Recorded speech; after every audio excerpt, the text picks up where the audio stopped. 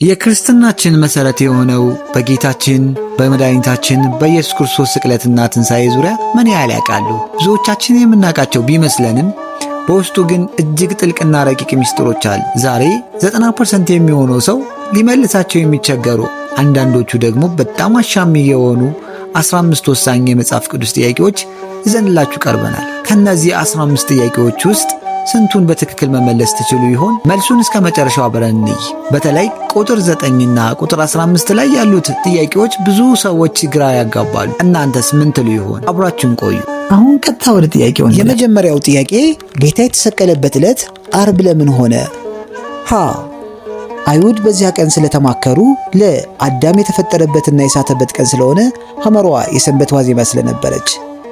5 ሰከንድ አለዎት። ትክክለኛው ምላሽ ለአዳም የተፈጠረበትና የሳተበት ቀን ስለሆነ። አዳም የተፈጠረው በዕለተ ዓርብ ነው። የሳተውም የገነት የወጣውን በዛች ዕለት በ9 ሰዓት ነበር። ጌታችን አዳምን በወደቀበት ቀንና ሰዓት ለመካስ በዕለተ ዓርብ በ9 ሰዓት ነፍሱን ለመስጠት ዲያብሎስን ድል አደረገው። እግዚአብሔር ሰውን በመልኩ ፈጠረ። ዘፍጥረት 1:27 ተመልከቱ። ጥያቄ ቁጥር 2 በስቅለት ጊዜ ጨለማ የሆነው ከስንት እስከ ስንት ሰዓት ነው? ሀ ከጠዋቱ 3 ሰዓት እስከ ቀኑ 9 ሰዓት፣ ለ ከቀኑ 6 ሰዓት እስከ ቀኑ 9 ሰዓት፣ ሐመሯ ከቀኑ 9 ሰዓት እስከ ምሽቱ 12 ሰዓት። 5 ሰከንድ አለዎት። ትክክለኛው ምላሽ ለ ከቀኑ 6 ሰዓት እስከ ቀኑ 9 ሰዓት። ጌታ የተሰቀለው ለ3 ሰዓት ቢሆንም ጨለማ የሆነው ከ6 ሰዓት እስከ 9 ሰዓት ነው። ይህ የፍጥረት ጌታ ሲሰቃይ በፍጥረት ሁሉ አብሮ ማዘኑን ለማሳየትና የፀሐይ ብርሃን ፈጣሪውን ተሸክሞ ለነበረ መስቀል እንዳይበራ በመከልከል ነው። ከ6 ሰዓት ጀምሮ እስከ 9 ሰዓት ድረስ ምድር ሁሉ ጨለማ ሆነ። ማቴዎስ 27:45 ተመልከቱ። ጥያቄ ቁጥር 3 ጌታ በመስቀል ላይ ተጠማው ማለቱ ለምንድን ነው? ሀ ውሃ በጣም ስለፈለገ፣ ለ የሰው ልጅ ማዳን ስለራበውና ፍጹም ሰው ስለሆነ፣ ሐመሯ ሐሞትና ቆምጣጤ እንዲሰጡት ፈልጉ።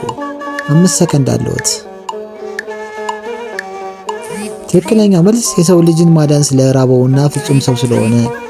ጌታችን አምላክ ቢሆንም በሰውነቱ እንደኛ ረሃብና ጥም ይሰማው ነበር። ተጠማው ማለቱ ፍጹም ሰው መሆኑን ለማሳየትና ዋን የፈጠርኩትን ስጠማ ለምን ውሃ ከለከሉኝ ብሎ አይሁድን ለመውቀስም ጭምር ነው። ኢየሱስ ተጠማው አለ። ዮሐንስ 19:8 ተመልከቱ።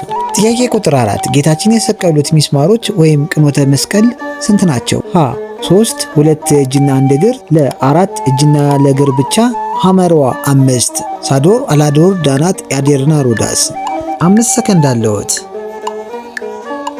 ትክክለኛው ምላሽ ሐመሯ 5 ሳዶር አላዶር ዳናት ኤደርና ሮዳስ። 5ቱ ቅኖተ መስቀል ምስጢሮች።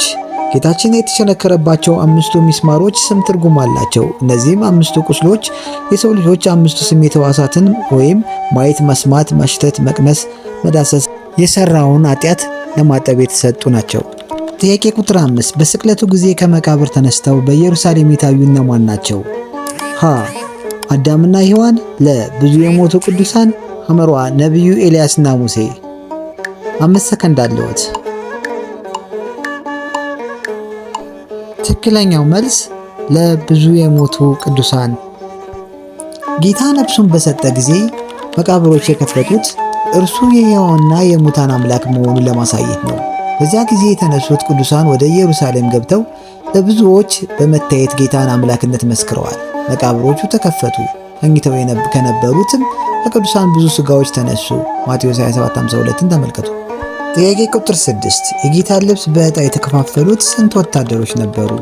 ሀ 12 ሐዋርያት፣ ለ 4 የሮማ ጭፍራት፣ ሐመሯ 70 አርድእት።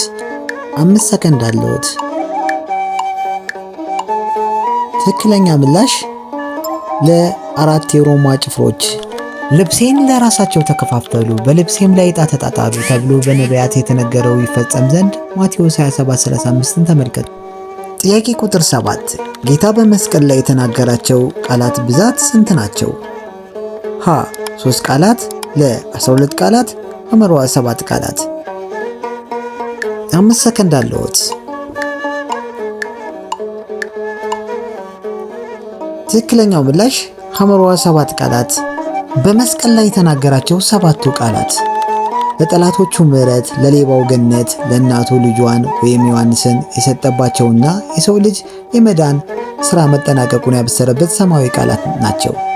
ጥያቄ ቁጥር 8 በመስቀሉ ስር እስከ መጨረሻው የቆየው ደቀ መዝሙር ማን ነው? ሀ ቅዱስ ጴጥሮስ፣ ለ ቅዱስ ዮሐንስ፣ ሐመርዋ አልዓዛር። 5 ሰከንድ አለዎት።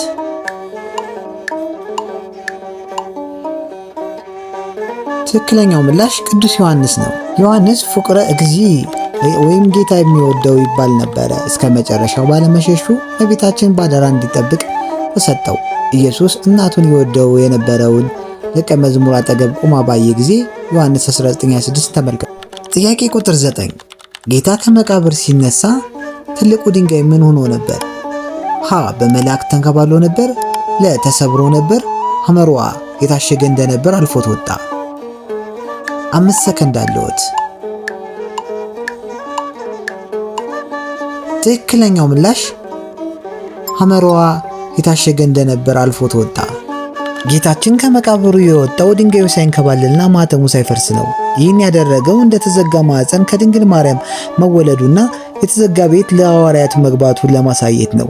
መላእክቱ ድንጋዩን ያንከባለሉ ሴቶች ባዶ መቃብር እንዲያዩ እንጂ የጌታ መውጫ አልነበረም።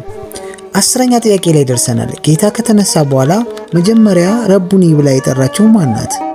ሀ እመቤታችን ቅድስት ድንግል ማርያም፣ ለ መግደላዊት ማርያም፣ ሐመርዋ ማርታ የአልዓዛር እህት። 5 ሰከንድ አለዎት።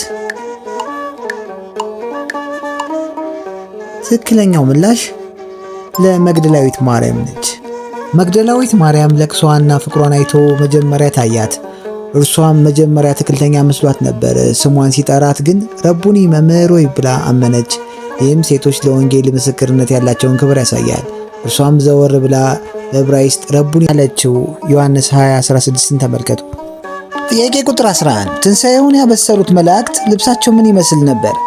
ሀ እንደ ወርቅ የሚያብለጨልጭ፣ ለ እንደ በረዶ ነጭ፣ ሐመርዋ ቀይና ሰማያዊ። 5 ሰከንድ አለዎት።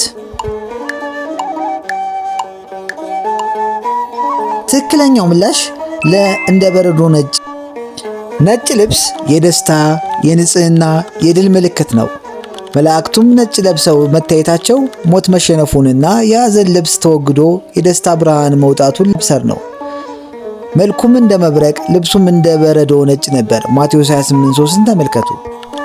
ጥያቄ ቁጥር 12 ጌታ ከተነሳ በኋላ መብላቱን ለማሳየት የተመገበው ምግብ ምንድን ነው? ሀ ህብስትና ወይን፣ ለ የተጠበሰ ዓሳና የማር ወለላ፣ ሐመርዋ ፍራፍሬና ውሃ። 5 ሰከንድ አለዎት። ትክክለኛው ምላሽ ለ የተጠበሰ ዓሳና የማር ወለላ። ጌታ ከተነሳ በኋላ መብላቱ ለረሃብ ሳይሆን ለትንሣኤ፣ ለመንፈሳዊ ብቻ ሳይሆን ለሥጋዊ ጭምር መሆኑን ለደቀ መዛሙርቱ ለማረጋገጥ ነው። በሕልም ሳይሆን በአካል ማየታቸውን እንዲያምኑም አድርጓል።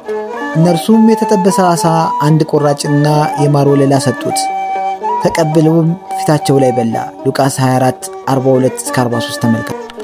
ጥያቄ ቁጥር 13 ጌታ መነሳቱን ካልዳሰስኩ አላምንም ያለው ደቀ መዝሙር ማን ነው? ሀ ይሁዳ፣ ለ ናትናኤል፣ ሐመርዋ ቶማስ።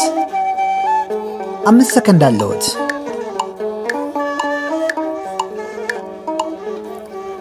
ትክክለኛው ምላሽ ሐመርዋ ቶማስ። ቶማስ ካላየው አላምንም ማለቱ ለቤተ ክርስቲያን ትልቅ ጥቅም ነበረው። እርሱም በጣቱ የጌታን ቁስል መዳሰሱ ትንሣኤው እውነተኛ መሆኑን ከሁላችንም የማይጠራጠር ምስክርነት ሆኗል።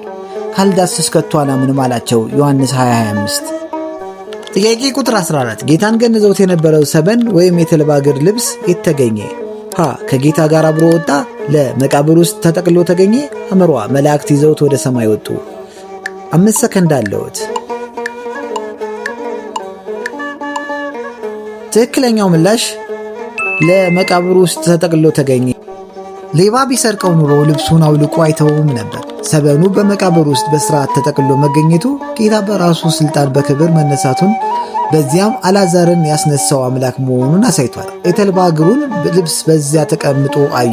ዮሐንስ ምዕራፍ 20 ቁጥር 6ን ተመልከቱ። 15ኛውና የመጨረሻው ጥያቄ ትንሣኤው ለምን በእሑድ ቀን ሆነ? ሀ አይሁድ ስለማይጠብቁት፣ ለ የሳምንቱ መጀመሪያና የብርሃን መፈጠሪያ ቀን ስለሆነ፣ ሐመርዋ የሰንበት መነሳት ስለማይፈቀድ። 5 ሰከንድ አለዎት። ትክክለኛው ምላሽ የሳምንቱ የመጀመሪያና የብርሃን መፈጠሪያ ቀን ስለሆነ እሁድ የመጀመሪያ ናት።